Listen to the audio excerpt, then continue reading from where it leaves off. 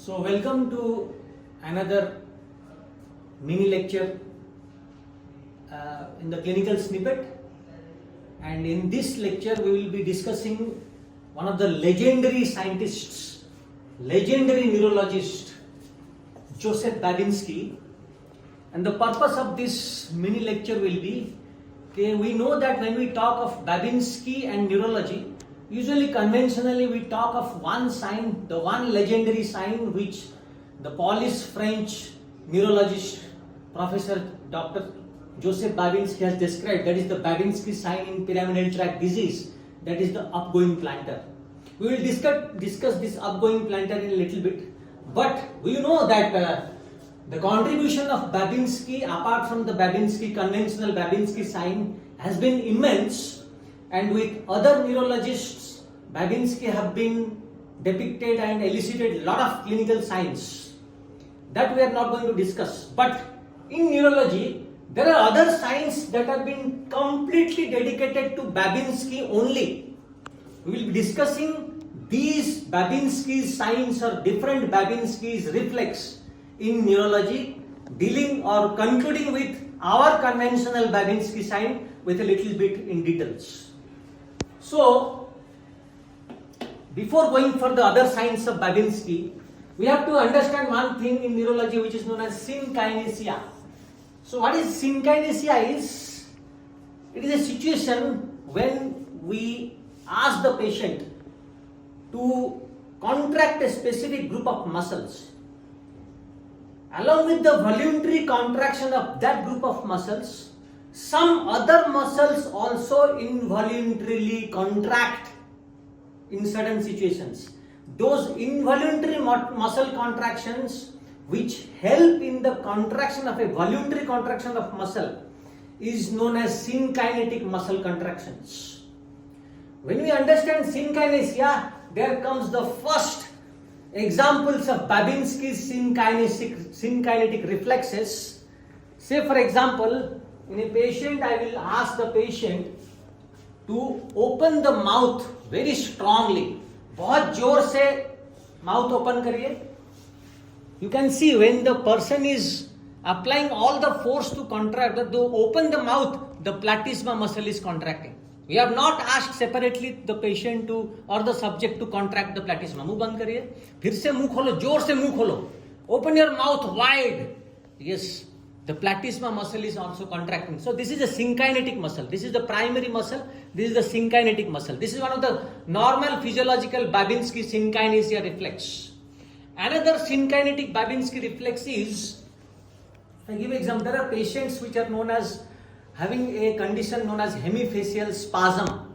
So in those patients what happens is one side of the face, they go into involuntary muscle contraction, spasmodic muscle contraction in one part of the face, severe hemifacial spasms.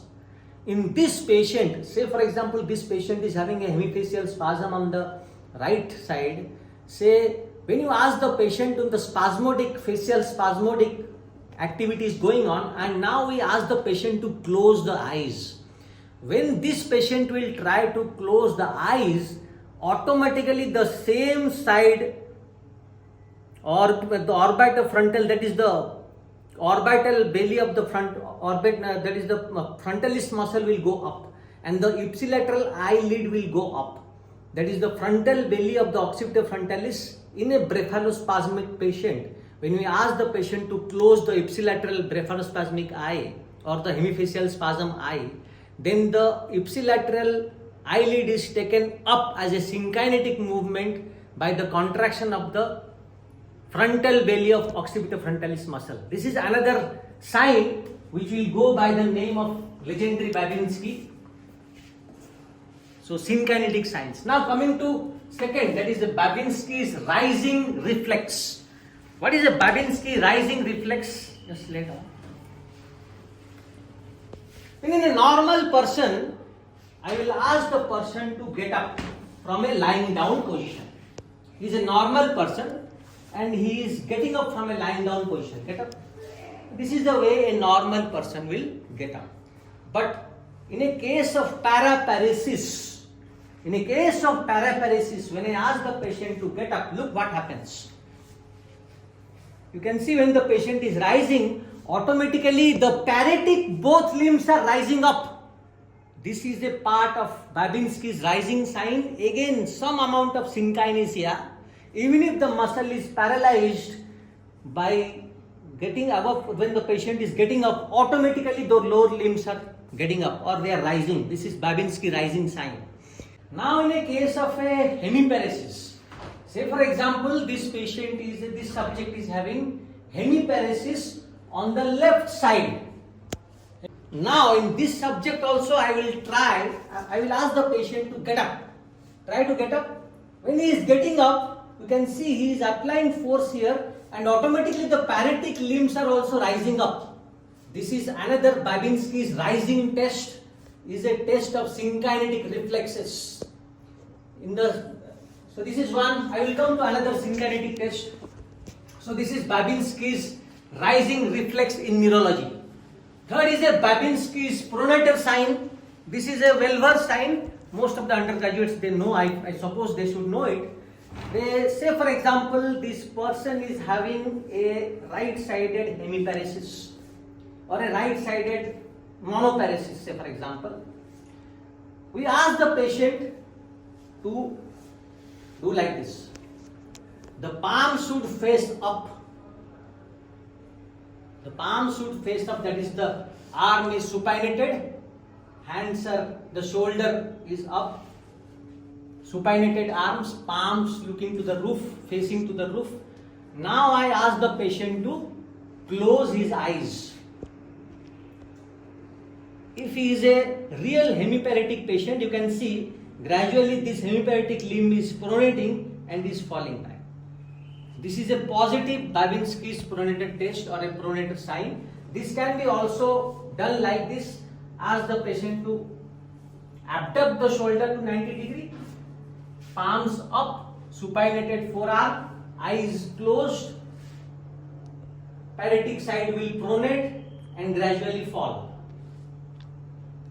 Now, if this patient is having a conversion reaction or a hysteric patient, and this is a hysteric monoparesis, it is a conversion reaction, not a true organic paresis. What will happen is, how you pick up this? You ask the same thing to do, pronator test. Now, eyes closed, he is feigning the weakness or he is having a hysteric monoparesis of this limb. What will happen is, he is making his fall. So this is a weak arm. So what we are missing here is, there should be a pronation. That is the pathologic hallmark of a pathologic or organic hemiparesis. This hemiparetic patient who is having a hysteric weakness, he will intelligently or whatever, he will make this arm fall because this is the weak arm, but pronation is not happening. So this is the way we differentiate a hysteric monoparetic weakness than an organic monoparetic weakness by pronator drift test. So this is another Babinski's test. Now, another Babinski sign is known as Babinski's tone test. In Babinski's tone test,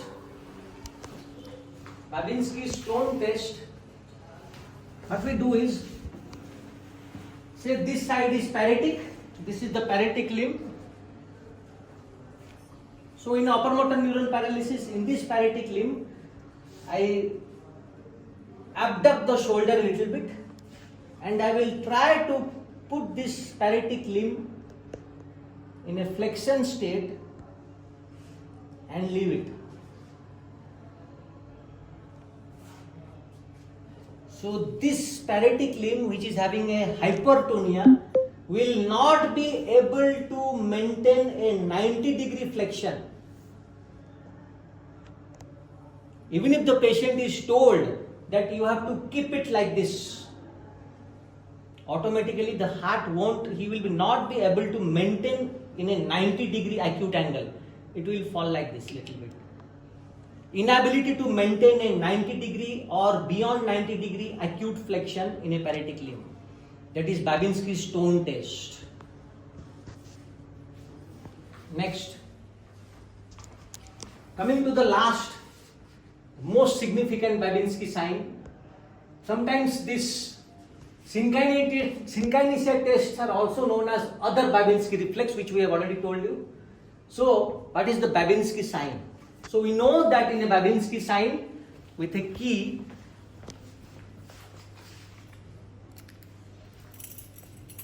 the object should be blunt, and when we are doing this reflex, in a normal subject, there will be plantar flexion of the great toe, and all these toes also will flex. But in a pathologic sign where there is a pyramidal tract disease, whenever there is a pyramidal tract or corticospinal tract disease, when we do Babinski reflex, the toes will go up, there will be fanning of the other toes. So this is the legendary real Babinski sign. That is the Babinski sign we conventionally use. We all know about it. This is the famous sign which discovered in the which invented and in 1896. Now let us look at the pathophysiology, exact explanation what is happening. What is happening? So in a normal subject, when the corticospinal tract is intact, that is the upper motor neuron. In the spinal cord, from the pyramidal tract, corticospinal tract, from the motor cortex, 60% of the fibers from the motor cortex, 40% of fibers from the sensory cortex, descend down to the spinal cord, up to the anterior horn cells, and from the anterior horn cell, the lower motor neuron starts. Normally, the upper motor neuron or corticospinal tract has got an inhibitory action on the lower motor neuron. What is happening in the Babinski reflex is, in a normal person, when we are scratching like this from the lateral aspect of the toe going up like this, we are stimulating the S1 dermatome, that is a sensory, which is the afferent. S1 dermatome is stimulated. Now, from these, the sensory afferent fibers through the sciatic nerve and the tibial nerve come to the spinal cord, to the S1 region of the spinal cord. It stimulates the S1 myotome. So dermatome to myotome, S1 myotome. So after the myotome is stimulated, that is the efferent motor, the S1 myotome through the tibial nerve is acting on the great toe and other toes. There is a plantar flexion due to the tibial nerve stimulation, S1 myotome, plantar flexion, other toes also flex. This is the conventional normal reaction. What is happening when the corticospinal tract is damaged? When I say the corticospinal tract is damaged, that means the inhibitory control of the corticospinal tract on the spinal cord is gone now. When I stimulate the lateral aspect of the plantar aspect, through the tibial and sciatic nerve, the sensory afferent is going and it is reaching the spinal cord. Because there is a positive inhibitory response in a normal subject, the afferent stimulation is subjected or is firing only the S1 myotome. It is not spreading up. It is not spreading up to other myotomes in the spinal cord because the corticospinal tract has inhibited it to spread. It prevents its spread forward or above. But here, when the corticospinal tract is damaged, there is no one to control the spreading of the afferent impulse. So when there is no one to control the spread, when we stimulate this, the stimulation not only stimulates the S1, it also spreads the stimulus to the other roots, and above S1 is the L4, L5 roots. So when these stimulation is spreading up because of no inhibitory control, all L4, L5 myotomes are contracting. L4, L5 are firing now, spinal cord segments. So when L4, L5 are firing through the deep peroneal nerve, the firing reflex is coming to the great toe as an efferent, and there is dorsiflexion of the great toe, fanning of the other toe. So to conclude, corticospinal tract damage, no inhibition to the lower motor neuron, stimulating the S1 is not inhibiting the spread to the above roots. The reflex is spreading up in the spinal cord. L4, L5 dermatome is rather firing, and because of firing of the L5, L4 dermatome, there is the extensor plantar. This is the hallmark sign that will say that the corticospinal tract is damaged. So a positive Babinski reflex. What are the positive components of the Babinski sign? When you will be asked in examination, you have to say that there will be dorsiflexion of the great toe, fanning of the other toe, dorsiflexion of the ankle, flexion of the knee. Here we can see. So the complete components of Babinski sign will be dorsiflexion of the great toe, fanning of the other toe, dorsiflexion of the ankle joint, flexion of the knee joint, flexion of the hip joint, flexion of the hip joint, and if you keep your palm here, hand here, there will be contraction of the tensor fascia lata. These are the complete components of a positive Babinski sign. Sometimes tricky examiners ask you in your examination, especially in undergraduate examination, they say for example, the person is amputated and this is the amputated stump, and this side the patient is having the paralysis. How to elicit Babinski sign?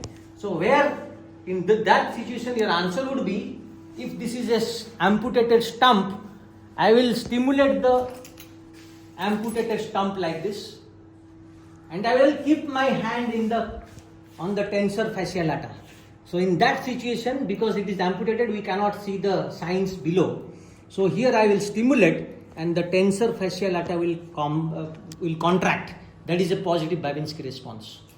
So in summary, with the legendary Joseph Babinski, what were his contributions? Immense contributions. Another contribution is a Babinski-Anton's anosognosia, where in certain stroke patients, especially in the posterior cerebral territory strokes, the person becomes blind, but he denies that he is having a blindness. A person is weak, having paresis, but the person is denying to have a paresis. So there is a denial of weakness, denial of paralysis, which is really organic. And this is known as Babinski's denial signs or Babinski's Anton syndrome, denial of blindness. And we also, in this lecture, we told you, apart from the classic conventional Babinski reflex, its physiology and its pathophysiology, and what are other Babinski's contributory sole Babinski's sign in neurology. Thank you.